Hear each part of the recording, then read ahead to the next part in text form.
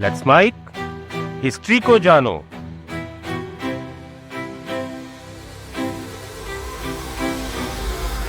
दिल्ली आने जाने वाले और दिल्ली के लोगों ने दिल्ली में एक जगह का नाम जरूर सुना होगा, कश्मीरी गेट का।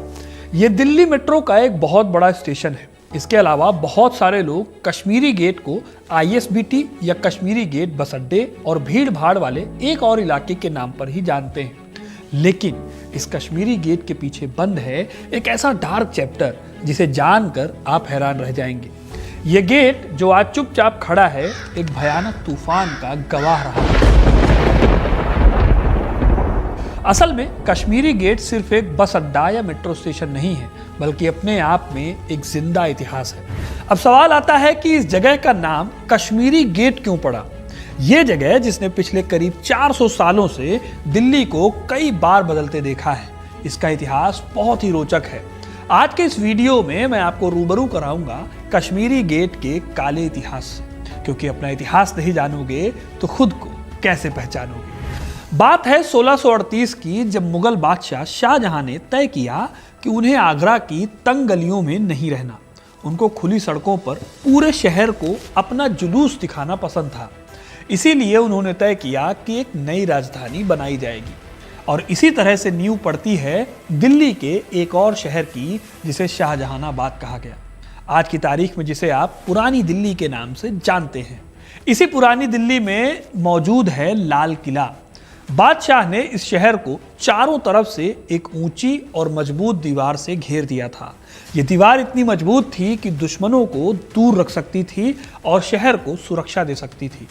शाहजहां ने दिल्ली को घेरने वाली लाल किले की इस दीवार में 14 बड़े और करीब 16 छोटे दरवाजे बनवाए थे। इन दरवाजों के खास नाम हुआ करते थे।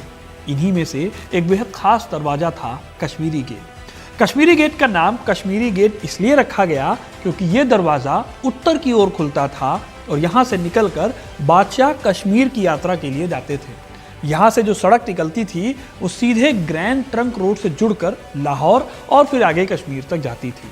इसी वजह से जो भी कश्मीर की तरफ से आता या फिर जाता था वो इसी दरवाजे का इस्तेमाल करता था, और यही वजह है कि इसका नाम पड़ गया कश्मीरी गेट। लेकिन कश्मीरी गेट को इतिहास में आके बहुत कुछ देखना था। जब यह गेट बना तो यह दरवाज़ा उस वक्त शाहजहानाबाद की नॉर्दर्न बॉर्डर को तय करता था। इसके आसपास शाही परिवार के लोगों और बड़े बड़े अमीर लोगों की हवेलियां हुआ करती थी। यह इलाका उस वक्त दिल्ली के सबसे पॉश इलाकों में से एक था, लेकिन शहर के सबसे मेन एंट्री पॉइंट होने की वजह से दिल्ली पर होने वाले हर हमले का गवाह भी बनता रहा ये कश्मीरी गेट। इस गेट के सामने ईरानी शासक नादिर शाह का हमला भी हुआ, जो कि दिल्ली पर हुए सबसे भयानक हमलों में से एक था। इसके बाद यह गेट गवाह बना मराठों की चहलकदमी और उनके दिल्ली पर कब्जे का, और जिस मुगलिया सल्तनत की दुहाई पूरी दुनिया में दी जाती थी, उस बादशाहत में पड़ी दरारों को भी कश्मीरी गेट ने अपनी आंखों से देखा। आगे चलकर वो दौर भी आया जब कमजोर मुगलों को अंग्रेजों ने अपने हाथों की कठपुतली बना लिया और अंग्रेजों का दिल्ली में बोलबाला हो गया। उन्होंने पुरानी दिल्ली को अपना प्रशासनिक केंद्र बनाया और कश्मीरी गेट के आसपास का इलाका उनकी एक्टिविटीज का गढ़ बन गया। उन्होंने यहाँ पर अपनी residency building, saint James church और दिल्ली कॉलेज जैसी कई बिल्डिंग्स बनवाई। यह इलाका अंग्रेजों के लिए बहुत खास था क्योंकि यह शहर के अंदर भीड़ भाड़ से दूर था और यहाँ से वो शहर पर अच्छे से कंट्रोल रख सकते थे। लेकिन कश्मीरी गेट का खूनी मोड़ आना अभी भी बाकी था, और वो मोड़ आया साल 1857 में। हुआ ये कि 10 मई 1857 को मेरठ की छावनी से सिपाहियों की बगावत शुरू हुई, जिसकी आग दिल्ली तक पहुंची। बागी सिपाहियों ने दिल्ली में एंट्री ली और लाल किले के चारों ओर जमा हो गए। ये लोग मुगल सम्राट बहादुर शाह जफर को अपना नेता बनाने की डिमांड करने लगे। शहर में अफरा तफरी मच गई और इस बीच में दिल्ली के कई अंग्रेज सिविलियन और आर्मी के लोग मारे गए। जो बच गए वो जान बचाकर शहर के नॉर्थ में पहाड़ी पर पहुंच गए, जहां उन्होंने कैंप बनाए और शहर पर नजर रखते हुए मिलिट्री हेल्प का इंतजार करने लगे। उधर विद्रोही सिपाहियों ने कश्मीरी गेट पर कब्जा करके उस गेट को सील कर दिया। इस एरिया को भारतीय सिपाहियों द्वारा आगे की प्लानिंग और स्ट्रेटजी पर डिस्कशन करने के लिए रैली पॉइंट के रूप में इस्तेमाल किया गया। अब यहाँ से शुरू होती है कश्मीरी गेट के खूनी संघर्ष की असली कहानी। इस कहानी के दो वर्जन हैं। पहला वर्जन है अंग्रेजों का और दूसरा है हिंदुस्तानी। इतिहास को बेहतर ढंग से समझने के लिए हमें दोनों तरफ की बातें समझनी होंगी। अंग्रेजों के लिए दिल्ली को वापस जीतना उनकी इज्जत का सवाल बन गया था। उन्होंने शहर के बाहर रिज एरिया में एक डेरा डाला और दिल्ली को चारों तरफ से घेर लिया। उनका सबसे बड़ा निशाना और सबसे बड़ी रुकावट थी शहर की मोटी दीवारें और उसके मजबूत दरवाजे, खास तौर पर कश्मीरी गेट। ब्रिटिश कमांडर जानते थे कि अगर दिल्ली पर कब्जा करना है तो कश्मीरी गेट को तोड़ना ही होगा। वहीं दूसरी तरफ हिंदुस्तानी सिपाहियों के लिए ये दरवाज़ा उनकी आज़ादी और उनकी रक्षा की आखिरी दीवार थी। वो जानते थे कि अगर ये दरवाज़ा टूटा तो दिल्ली हार जाएगी। इसीलिए वो अपनी जान की बाजी लगाकर इस गेट की हिफाजत कर रहे थे। इस तरह दोनों ही तरफ से पुरजोर कोशिश हो रही थी और इस कोशिश में 4 महीने तक ये घेराबंदी चली। फिर आखिरकार पंजाब से मदद लेकर दिल्ली पहुंचे एक अंग्रेज जनरल जिनका नाम था जॉन निकोलसन। अंग्रेजों के लिए निकोलसन किसी हीरो से कम नहीं थे। बहुत खतरनाक शख्स थे। आते ही उन्होंने अपने बिहेवियर से अपना सिक्का जमा लिया और इसका रिजल्ट ये हुआ कि दिल्ली की कमान संभालने वाले जनरल विल्सन को हटा दिया गया और जनरल निकोलसन को कमान दे दी गई। निकोलसन अपने सीनियर विल्सन को बिल्कुल भी पसंद नहीं करते थे। उन्होंने विल्सन के बारे में लिखा था, मैंने अपने ज़माने में कई बेकार जनरल देखे हैं, लेकिन उनके जैसा अज्ञानी, धूर्त और रुकावट डालने वाला जनरल मुझे अभी तक कभी नहीं मिला। शहर की हालत को देखते हुए निकोलसन ने तुरंत फैसला किया कि दिल्ली पर हमला करने और शहर को फिर से अपने कब्जे में लेने का यही सही समय है। उन्होंने लिखा, खेल पूरी तरह से हमारे हाथ में है, हमें बस एक खिलाड़ी चाहिए जो मुहरे चलाए। बुजुर्ग विल्सन को निकोलसन की बात मानने के लिए मना लिया गया और 14 सितंबर 1857 की तारीख तय की गई। इस तारीख में निकोलसन को हमले का नेता बनाया गया। इस हमले में कश्मीरी गेट के जरिए शहर पर हमला करने का प्लान बना। 14 सितंबर 1857 की सुबह अंग्रेजों ने कश्मीरी गेट पर हमला कर दिया। इस हमले को निकोलसन ने खुद लीड किया। ये बहुत भयानक लड़ाई थी जो सर्द भरी सुबह से होकर कई घंटों तक चलती रही। इस लड़ाई में दोनों ओर से कई लाशें गिरी। आखिरकार अंग्रेजों ने कश्मीरी गेट का एक हिस्सा गिरा दिया। इसके चलते सेना दिल्ली में घुसी और कश्मीरी गेट पर कब्जा हो गया। जल्दी ही अंग्रेजों की सेना ने दिल्ली पर कब्जा करके 1857 की जंग का रुख बदल दिया। अगले कुछ दिनों में दिल्ली में सिपाही प्रतिरोध की कमर तोड़ दी गई, जिससे उन्हें हार कर शहर छोड़कर भागना पड़ा।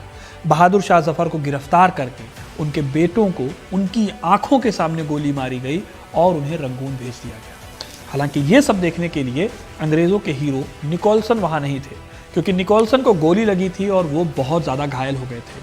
उनके घावों का इलाज के लिए उन्हें आनन फानन में पहाड़ी की चोटी पर वापस ले जाया गया, लेकिन वो ठीक नहीं हो पाए और कुछ दिनों बाद उनकी मौत हो गई। कश्मीरी गेट से कुछ दूरी पर उनको उसी जगह पर दफनाया गया जहां लड़ते हुए उनकी मौत हुई थी। आज भी उनकी कब्र वहां मौजूद है। विद्रोह के बाद अंग्रेजों ने यहाँ बहुत से भारतीयों को फांसी पर भी लटकाया था।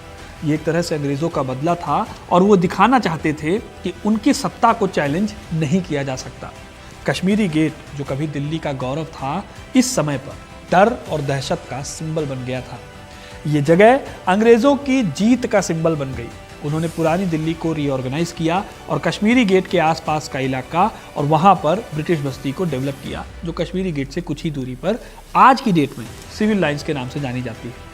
कश्मीरी गेट में फिर अंग्रेज़ों ने सेंट स्टीफेंस कॉलेज, लुथियन रोड और एक बहुत बड़ा रेलवे स्टेशन बनाया, यानी कि पुरानी दिल्ली रेलवे स्टेशन। जल्दी ही कश्मीरी गेट वो जगह बन गई जहाँ से अंग्रेज़ों ने अपने नए शहर की नींव रखी।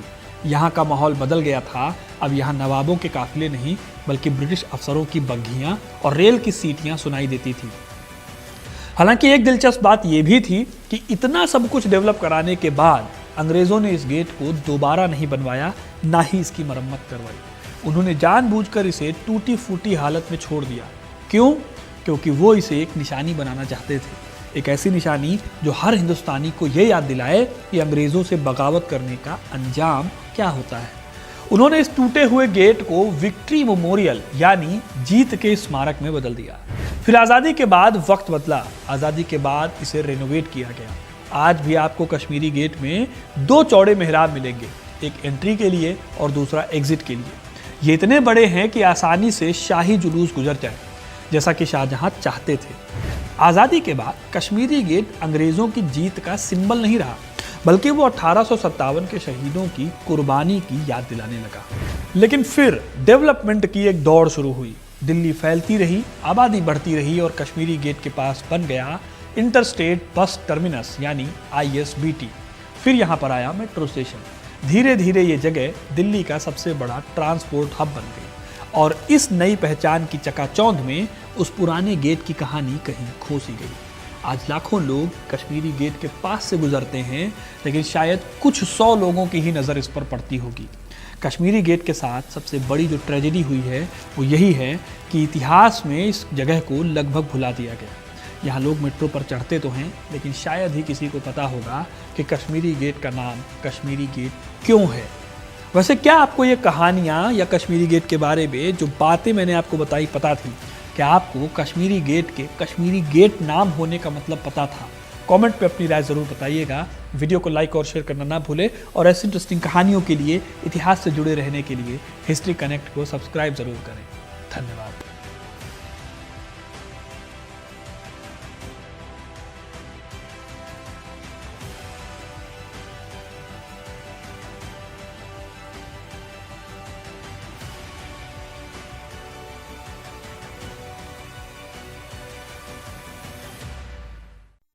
आप सुन रहे थे let's make more than radio. Follow कीजिए हमें हमारे सोशल मीडिया प्लेटफॉर्म्स पर। It's time for news. It's time for more than radio. Presenting the first radio news app, Let's Mic. Let's Mic, a news-based app on your phone where you get to watch and listen news, talk shows, interviews, radio show podcasts. On Let's Mic, you get all relevant information of TV, print, radio, podcast, and digital.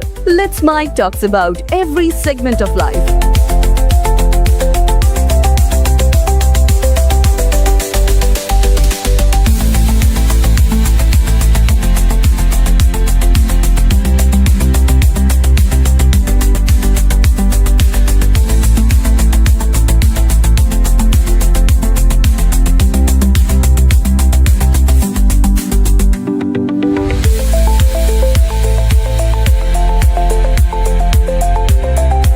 Download the app now from Play Store. Available both on Android and iOS mobile phones. Follow us on YouTube, Instagram, Twitter, LinkedIn, Facebook, Telegram, WhatsApp, Snapchat. Let's talk, let's connect, and let's mic.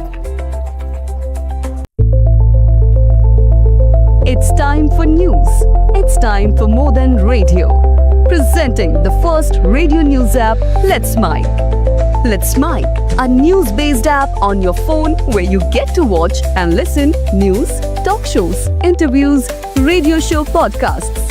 On Let's Mic, you get all relevant information of TV, print, radio, podcast, and digital. Let's Mic talks about every segment of life.